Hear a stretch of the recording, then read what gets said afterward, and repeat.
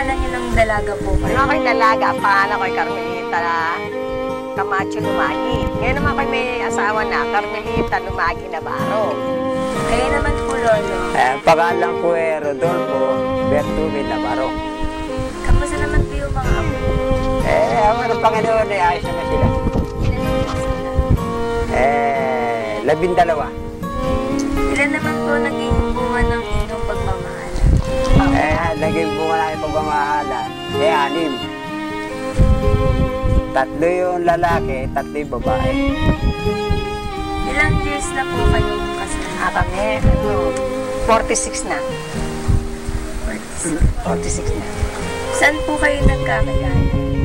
Nagkakilala kami sa Maynila. Paano po? No, kasalukuyan nandun ako sa Maynila na may katrabaho.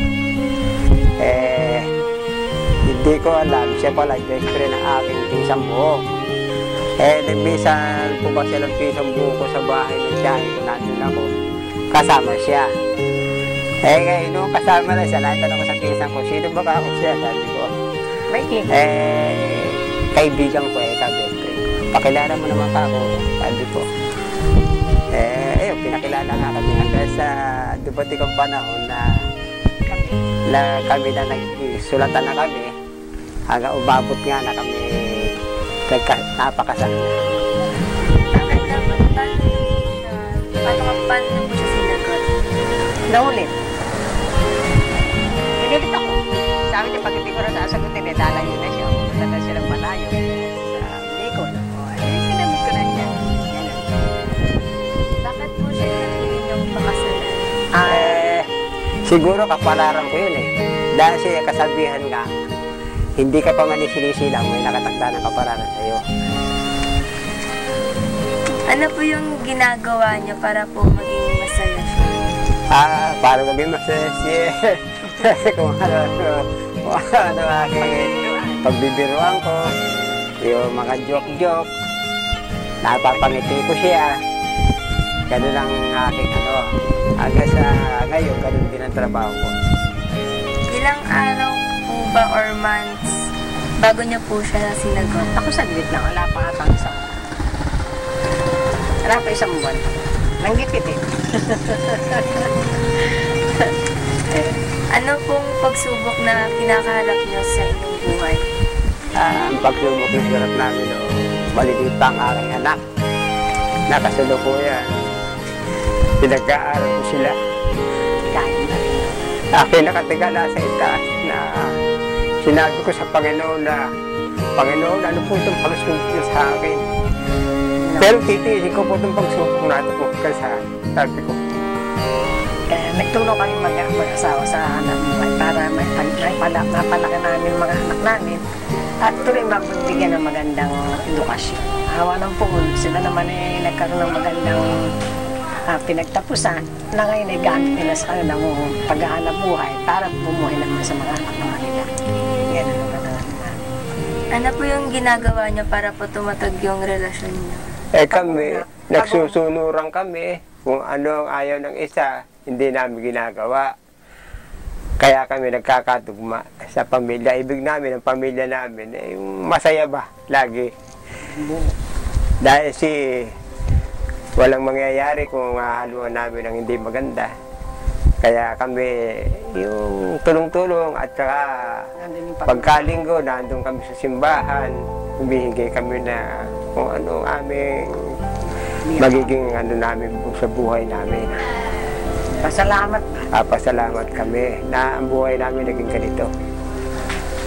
Kapag nagtatampo po ba si Mrs., ano po yung ginagawa? Pag nagtatampo yan, kinikiliti ko yan, pinatatawa ko. Kako wala na, matatanda na tayo kako, kailangan wala tayong tampuhan. Dahil si tayo lahat ay mawawala sa digdig.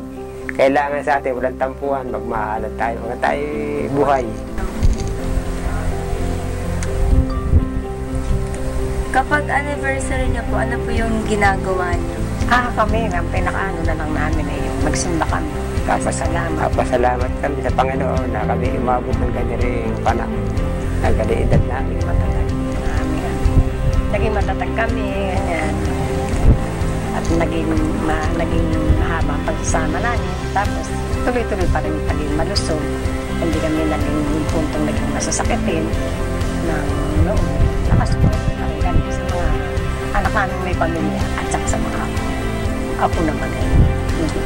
Ano po yung kaya niyo pong isakripisyo para po sa pagmamahalan?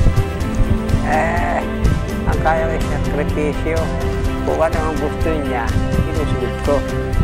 Kaya sakripisyo ko sa kanya.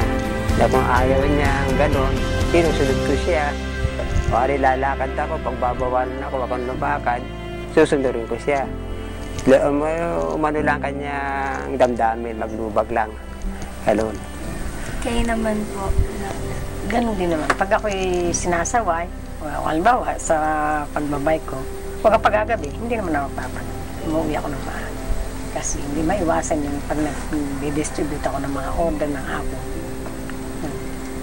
Ano po yung sekretong long-lasting marriage? Ang pagmamahal at pag-unawaan at pagtitigayan. Kaya kumbaga nagiging matatag. Pag galit siya, hindi ko pakikinggan. Pag nagilit ako, minsan umaalis siya. Pagbalik niya, wala na kami nagalitan. Tapos na.